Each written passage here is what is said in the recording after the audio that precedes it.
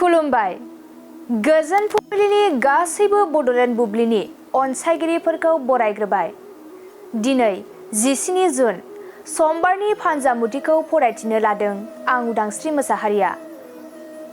फानजामुथिनि गिबियाव दं मेष राशि। हास्थायना थानाय मुवा बेसादखौ मोनफुंगोन, गोसोआ जोबोरैनो गोजोननाय मोनगोन। बृष राशि। गिदिर खैफोद जानायनिफ्राय रैखा मोनगोन, गोसोआव गिखांनाय मोनबाय थागोन। मिथुन राशि। माबा मोनसे गिदिर जेंना सोमजिगोन, असान्थियैनो साना बारलांगोन। कर्कट राशि। खामानिफोरा मावब्लाबो जोबस्रांनाय नङा, देहाखौ जोबोरैनो मेंखांनाय मोनगोन। सिंह राशि। माबाफोर आनजाद होदोंब्ला उथ्रिसारनो हागोन, गोजोन खुसिनि सान जागोन। कन्या राशि। गावनि आंगोजों मानिबा जाहोनाव सन्देह खालामजागोन, दुखु दाहाजोंनो साना बारलांगोन। तुला राशि। नोंथांनि लोगोथिनि गेजेराव सोमोन्दोआ गोरा जागोन, गोजोन खुसिनि सान जागोन। वृश्चिक राशि।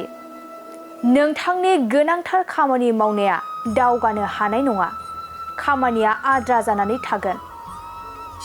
धनु राशि। गोबावनिफ्रायनो नाजानाय थांखिया जाफुंसारगोन, रंजा खुसियैनो साना बारलांगोन। मकर राशि।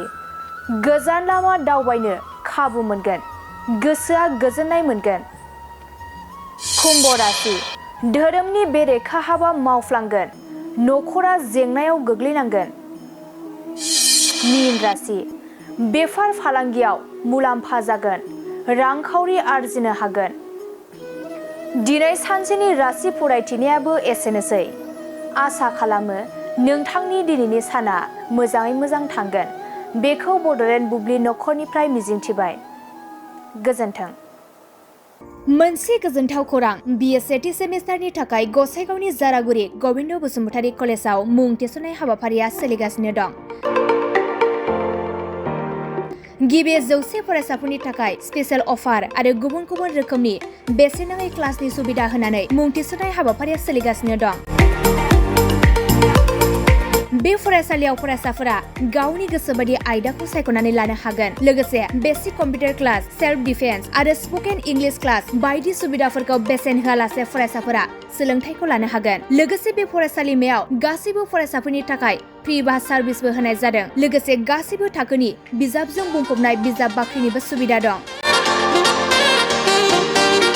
आरो बे खेबनिफ्राय एग्जाम सेन्टार हिसाबै फरायसाफोरा गावनिनो आंगो गबिन्द बसुमतारी फरायसालिमायावनो आनजाद होनो हागोन। बिनिखायनो गासैबो जौसिन फरायसालिनिफ्राय उथ्रिसारनाय फरायसाफोरखौ गबिन्द बसुमतारी फरायसालिमायाव खम बेसेनावनो एडमिसन लानानै गोबां सुबिदाफोरनि खाबु लानो हागोन। बांसिनै मिन्थिनो थाखाय 9101 784754 70022 71929 970 6680878 नम्बराव नोंथांमोना खौरां लानो हागोन।